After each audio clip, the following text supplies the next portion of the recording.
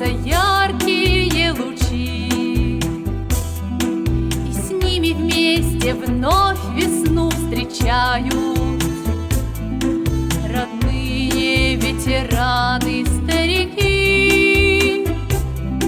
Ведь День Победы раз в году бывает, пусть незаметно скатится слеза по тем, кто с боя не пришел когда-то, и вспомнится далекая весна в ликующей